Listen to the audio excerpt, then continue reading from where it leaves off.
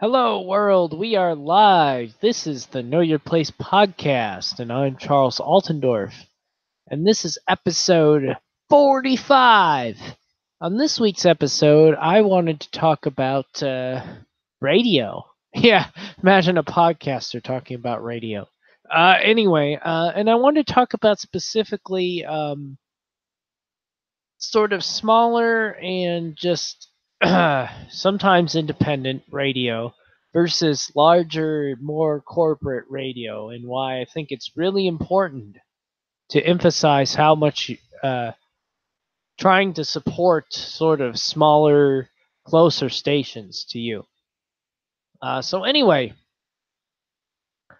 open this discussion, I'm going to talk about some smaller stations I like and then some things I don't like about big mega giant companies. And uh, the main difference. Okay, so the first thing we got to talk about is what do we really define as big radio, right?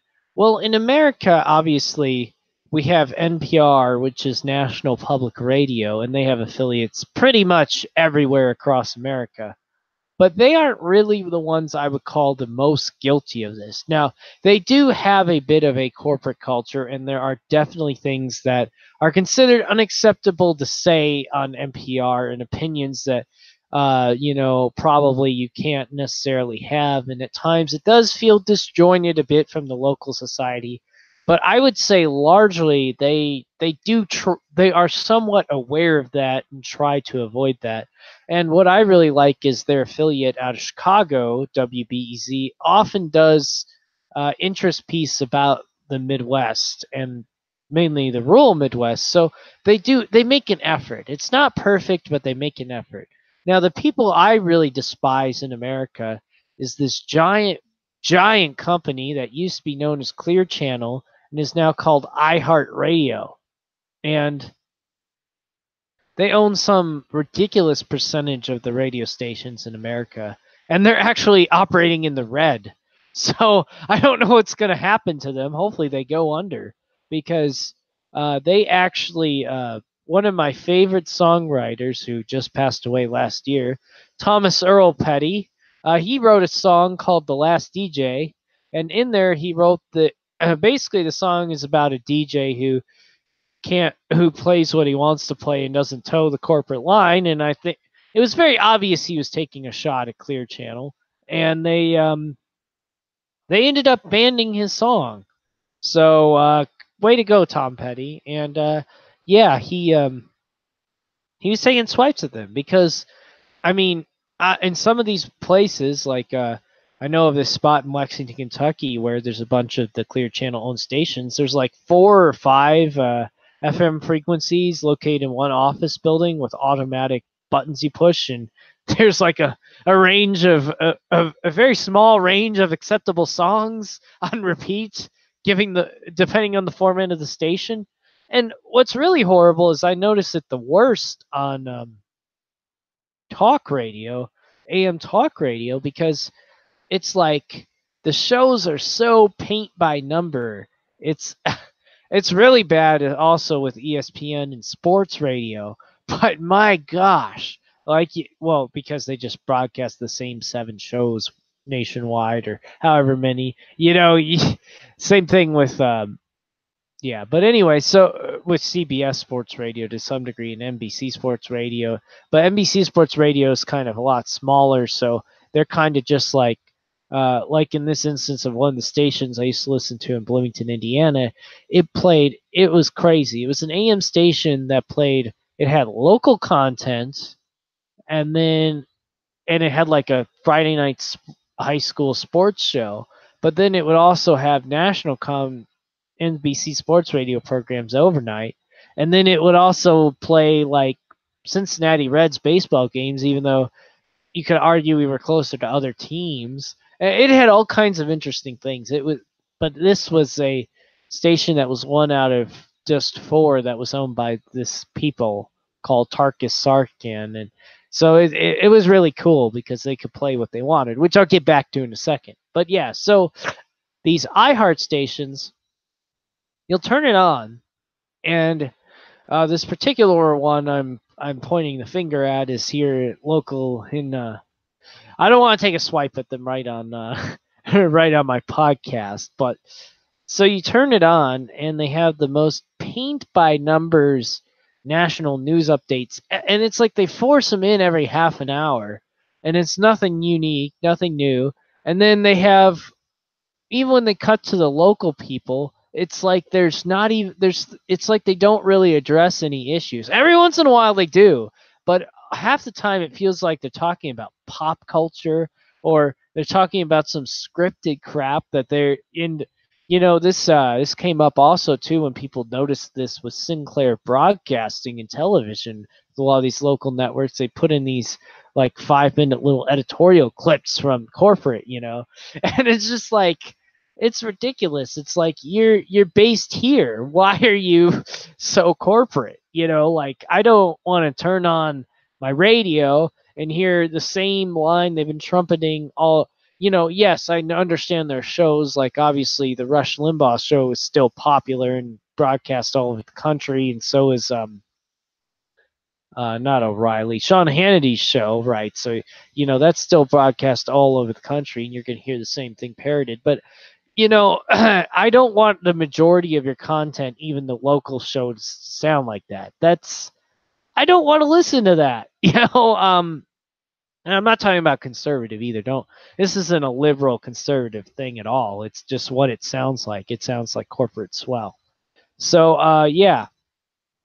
Anyway, so what that brings me all back to my sort of my distaste for that. Now, the opposite end of the spectrum, the complete opposite end of the spectrum is like I was saying, this one station now, Bloomington, Indiana. It was an AM and an FM frequency of a couple stations, and their radio station format, because it was they could play whatever they wanted on the FM. They I think the Wikipedia article, they're called WTTS. It officially calls them, believe it or not, it officially calls them OAR format or extended album format. But it's great because you hear sometimes new hits, but you hear other stuff, and they do this stuff like they do all these specials where they have indie underground nights and new music Mondays and all kinds of crazy stuff. And then the thing I like the most about these type of stations is then when you listen to the ads, they're local. They're extremely local, the ads, because that's how they stay supported and funded. They have to be funded by they're funded by these they're funded by all these businesses, so they have to get as many local businesses as possible, support them, and it's really cool. You find out about real sales, not just some, oh hey, here's some national sale from Chevy, go buy a Chevy. No, it's nothing like that. Oh, okay, yeah, that was definitely one that really annoyed me about the local station too. They had this bit about their leading talk show host who's supposed to be doing a local show, and he just comes on here and is like totally obviously paid off by Dodge to be selling the new Ram, and it's like, this is ridiculous. If I wanted to see that, I could just turn on my television too. I mean, I don't want that. So anyway, and so it's great. I love WTTS. They're a great station, and they discover so many bands too. They just it's so great. It's really awesome, and I need to listen to it more now that I've moved away. I still want to listen to it again. And another one I really love for talk radio is based out of New Orleans. It's called WGSO, and they are independently owned. Nobody owns them. They're not part of anything else, and man, they just advertise all these restaurants. They have a cuisine hour. They have, their talk in the morning show. That's definitely a local guy talking about local issues. You can tell.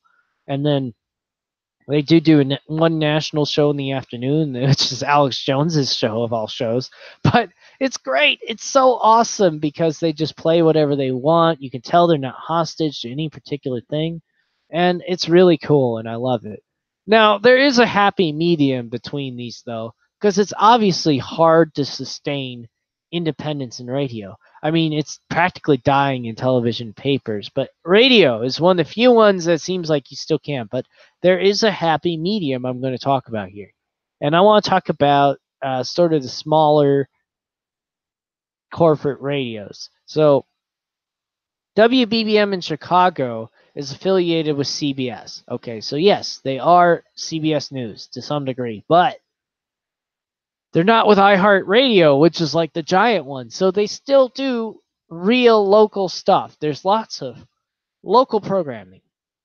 Same thing with WGN's TV and radio affiliates. It's great. You get really local programming. And then if we're talking about a little bit larger, you know, what I love about I was listening to this station out of South Africa called Capetalk, and they're owned by a couple other stations in Johannesburg and across South Africa, but it's nowhere near the size of America where you're trying to push one kind of view onto 300 some million people. And this is the thing I really try and explain to people from other countries that with the radio and the television and newspapers, it feels like they're trying to come up with some sort of summarized view for 320 million people, and it's just impossible. The problems of Chicago aren't the same as even New York, and Chicago is a city on par. Imagine for me, somebody living in Kentucky, trying to. I don't have the same things I deal with. I don't want the same type of coverage. I don't want some beamed out all the time, some national affiliate. And that's what's great here. We have a more local station that does music, but it does mainly older music. So it's all right though. It's decent, and they play local sporting events, and that's pretty cool. But yeah, so I love independent radio, but smaller corporates, all right. I also do like to listen to leading Britain's conversation, LBC, out of England, because yeah, they are corporate and they're part of a bigger group, but they're not the BBC, so they don't have a general directive pushed down by the government. No one's trying to tell them how to talk, and you hear more interesting, more local of advertisements for England, and then I really love RTE out of Ireland. Now I understand they don't have much competition in Ireland, but still it's Ireland focused programming. And that's what I'm trying to hit at here is um I I understand that you have to have some national stuff, and but that's what you turn to TV for, in my opinion, in America. If you want to go and watch the NBC nightly news, fine. But I don't want to watch that all the time. I don't I want to listen to radio that's talking about, oh, there's a wreck nearby, or oh, there's this local issue we're having with the local people in the school district, or this or that, or what have you. And that's such a hard thing these days, and Tom Petty saw this coming, and he specifically saw it coming for sort of the rock end of the spectrum, where we're forced to push certain artists because they're the ones that are popular, because that's what the big record labels say. But it happened in radio too. And so that's why I know a lot of people throw a lot of shade at NPR, but I want to give them a little respect, because while they are a national, they try to do stories that are interest piece from across America and try and get out of their bubble every once in a while. Doesn't always work. They're definitely not perfect, and I do prefer the smaller local stations more, but they do it so much better. People don't understand how much of a cancer iHeartRadio is. And I hope I'm never broadcasting on an iHeartRadio station. I'll probably get in trouble. They'll probably come after me, but it's terrible, man. Every station they own, it's paint by numbers. It's like, okay, this is what we do for this database station. Oh, we have a talk radio station. We pay for, they have Limbaugh and Hannity. And then if they do anything local, they got to make sure to put in the headlines from the Wall Street Journal or Washington Post, or it's like, my goodness, you really are trying to turn America into a land of zombies or computers or something. So anyway, yeah, let me know what you all think. Do you have any local small radio? Do you like AM radio? Do you think it's all trash? Do you like FM radio? Yeah, what do you all do? Do you listen to a lot of rock on radio? Where do you go for things? Anyway, let me know in the comments section, and I'll talk to you all later. Thanks.